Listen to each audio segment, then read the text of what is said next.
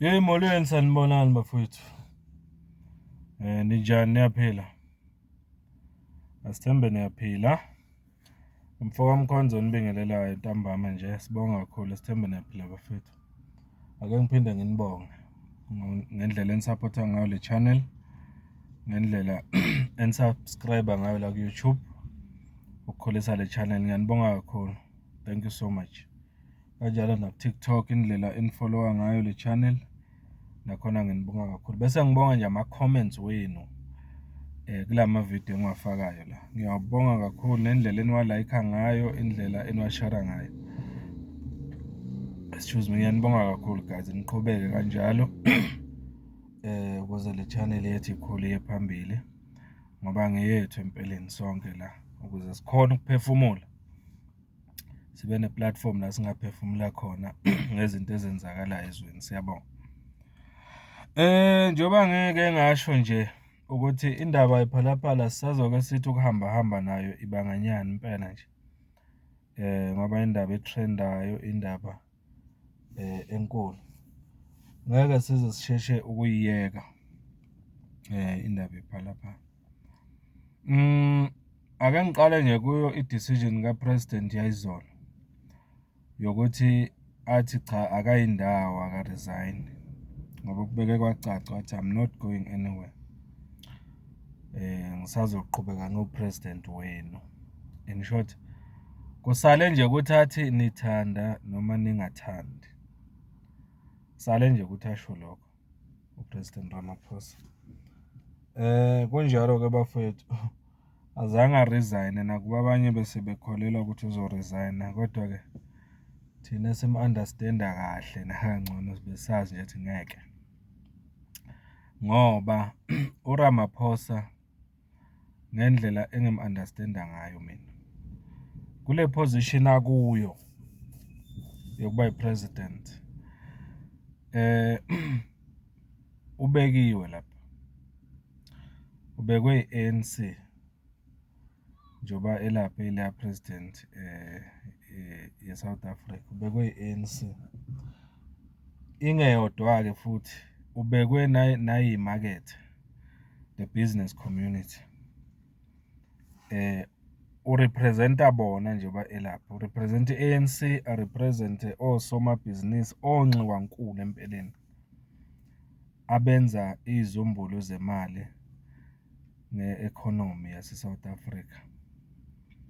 So it's not gonna be easy. Uyabona nje mawumuzwa ekhuluma kule nkulumo yakhe ethi kube nabantu abaningi abebemfonela noma bekhuluma naye bethi angasuli noma anga-resign.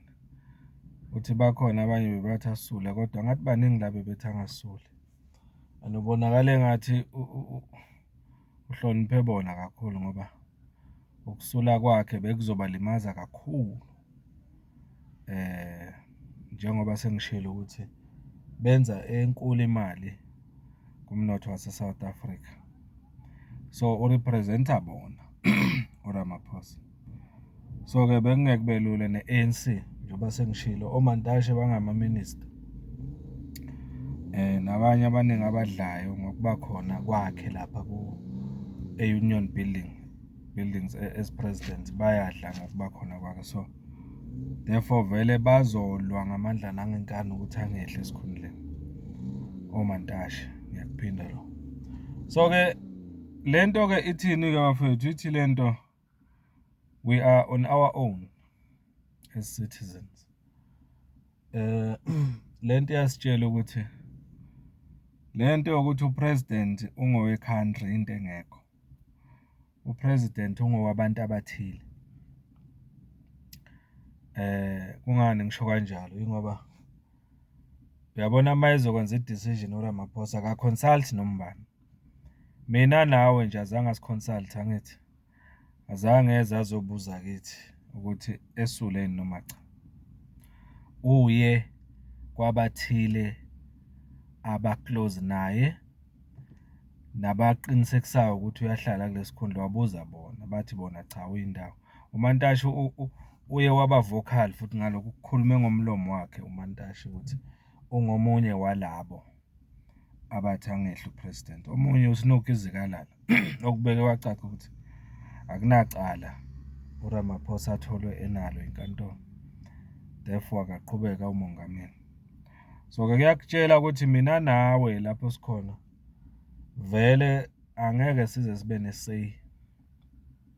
Okwakho nje into efuneka kuwe kuphela ivoti, ukuthi nje ufake lapha i-ballot paper kuphelele lapho. Ukuthi kwenzakalani after sekubaliwe awusangeni lapho wona, sebenza noma yini ngevoti lakho masebe lapha. Na ubufakazi lo njengoba ubona nje, but angifuni kakhulu ukugxila kulokho.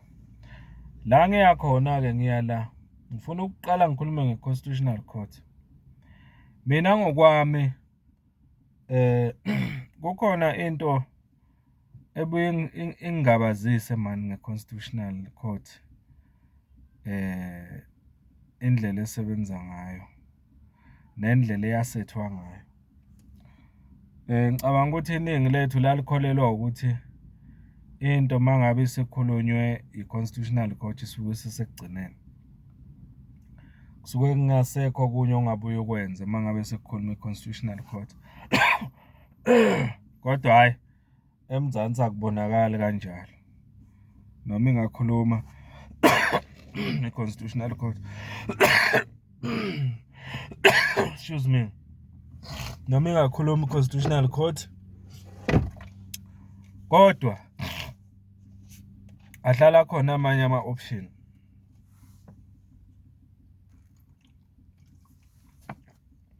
I'm sorry ngaloko bafowethu. Ahlala khona amanye ama-option njengoba sibonile ngoRamaphosa. Thina nje besikholelwa kakhulu iningi lethu ukuthi njengoba i-Constitutional Court sayikhiphe le judgment eyikhiphile, yaveza uburongo baba khona ngeParliament ukuthi ingamenza account noma aphendule.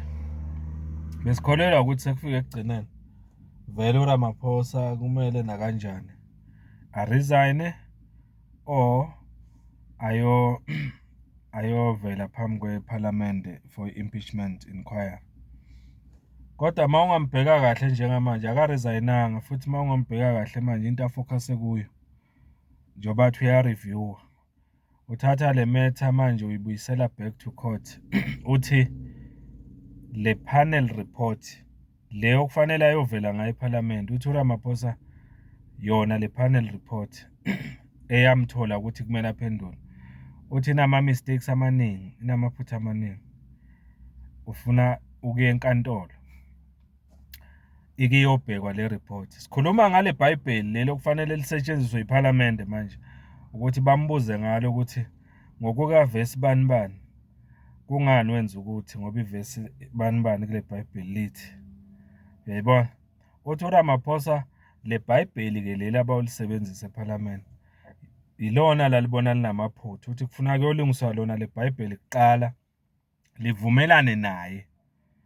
Once ke inkantolo yalenza le Bible lavumelana naye, then ke usengavela phambi kwenkantolo sekunelisha noma sekunenye ipanel report, hayi le eyayiholwa uformer Chief Justice uSandile Ngcobo. Isho njalo le nkulumo. In short, yabona uRamaphosa njengamanje udlala igame ye-chess, and uyabona futhi la ama-advisayo bama-advise kahle kakhulu ngoba bamtshelile mawubheka kahle ukuthi into nje okufuna uyenze wena yenza lento le noma ingeke iphumelele mhlambe, but lesikhathi ozosithatha nje usenza le application yokuthi uyise lento enkantolo izokuthatha isikhathi eside still usafake le application yokuthi kushintshwe le Bible leli iParliament elifuna ukukusola ngalo. So ke while kuhamba lesikhathi abantu baso South Africa bazoze behle ulaka, bagcine bengasakunakile president, bagcine bengasayinakile indaba yakho nokuthi kuphume i-judgment nge-Concord esho konke lo. In short, le delay afuna ukuyenza uRamaphosa inhloso yakhe iwukwenza isizwe ukuthi kwehle amaphaphu, sigcine silibala, sigcine singasayibeke eqhulwini noma siyibeke phambili le ndaba yokuthi utholakale ephalaphala wrong ngokwe-report leya ne-Concord futhi yathola ukuthi kufanele aphendule. So ufuna nje ukusenza sethu ukulibala kancane. Cishe nje ngathi cishe kufana nento efana nale kababa uGeneral Mkhwanazi. Yakhumbula ukuthi ngesikhathi iphuma le ndaba kaMkhwanazi ukuthi kwake kwaba nesikhashana esithile sisacasukile siyizwe, hey sacasuka kwaba, kodwa manje mawungabheka kukhona abangasayilandeleli nale Madlanga report. Kukhona sebekhohliwe nokuthi bekune ad hoc committee yaseParliament. Ngendlela uRamaphosa adlala ngayo, uRamaphosa mangathi mhlawumbe ngiyibekise ngokwebhola. Yabona ngakubekisa kanjani nje ngokwebhola.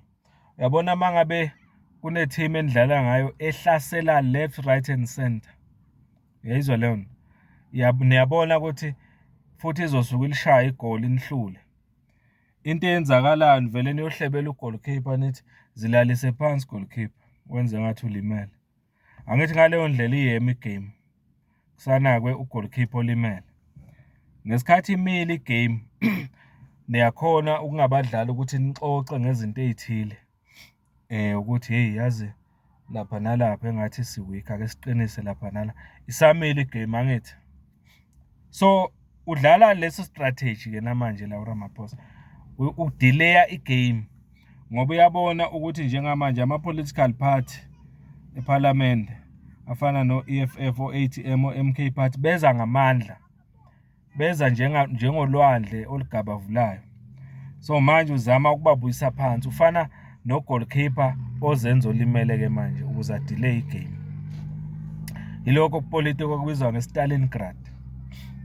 Yayibona ukuthi wenze ama-delaying tactics ukuze wenze nama-opponents wakho le rhythm noma lesigqi abeza ngaso abahlasela ngaso ukuthi sithi ukwehla.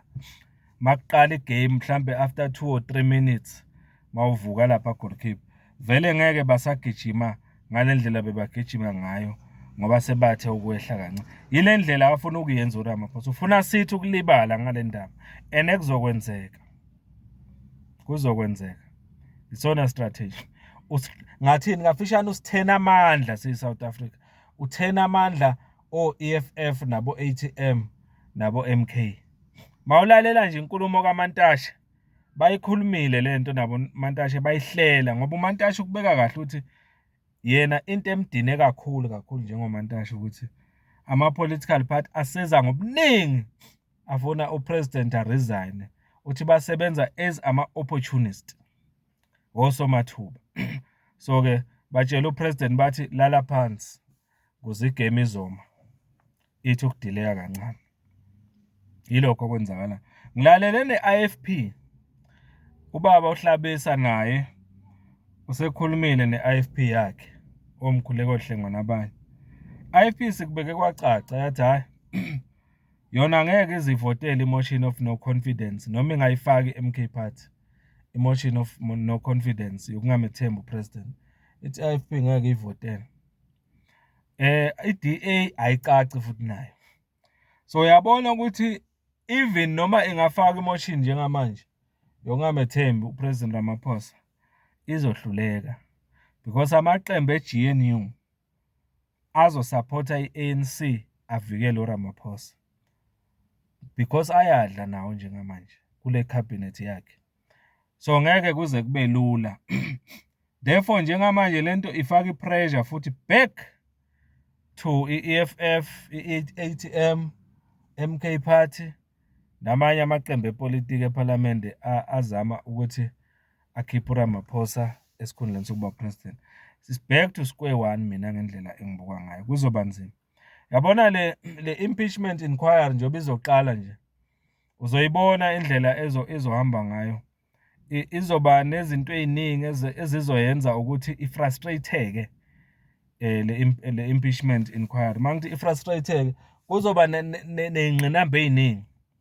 Ngizwile nje ukuthi izolo for example izolo engazothi uSpeaker weParliament umama uThoko Didiza ngizwile ngandlebenye ukuthi oke wahlangana nabameli ba President Ramaphosa. Angazi uyizwile yini wena le. Umbuzo enginawo uthi yini lena ebeyodiscusswa abameli ba President Ramaphosa no Speaker weParliament uThoko Didisa. Yini? Lento lena uma ungayibheka kahle mina ngendlela engiyibuka ngayo izobuyela back to leya kaMama Nosiviwe Mapisa-Nqakula ngo-2022 ngesikhathi kuvotelwa ukuthi uRamaphosa angaphenduli kule report le yePhalaphala. Nangu Mama Nosiviwe Mapisa-Nqakula uyasitshela manje uyayikhipha indaba ukuthi baphoqwa lapha. Batshelwa ukuthi kumele enze kanjani. Yena njengoSpeaker ngaleso sikhathi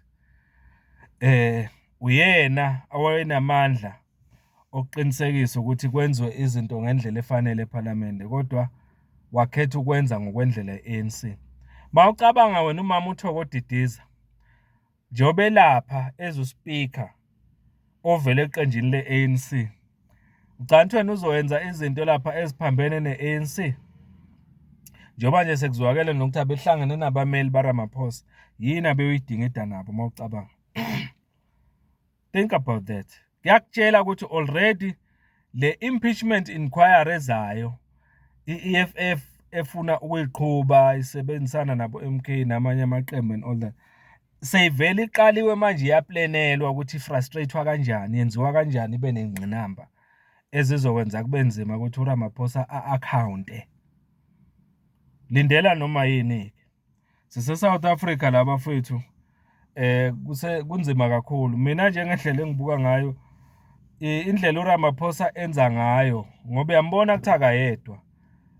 Une support enkulu njengoba sengishile imakethe bosomabhizinisi, une support enkulu ku-ANC.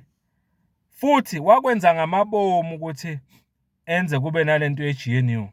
Ngoba manje wabona ukuthi ANC iluze amavoti amaningi kulokhetho lwango-2024 angithi.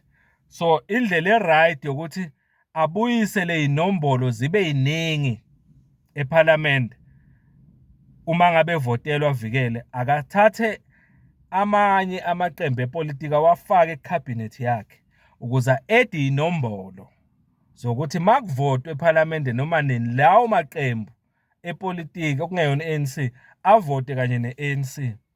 Yinto esizoyibona yenzeka noma kungathiwa kuvotelwa ini njengamanje eParliament. Expecta ukuthi i-ANC izovotelwa i-UDM, i-ANC izovotelwa i-DA, i-ANC izovotelwa i-IFP, i-ANC izovotelwa i-Patriotic Alliance, i-ANC izovotelwa i-party kaPatricia de Lille yini i-Good Party. Maningi o-Freedom Front Plus njalo njalo bazovota ndawonye bafrustrate onke lama opposition parties akhona eParliament, abo EFF nabo MK Party nabo ATM.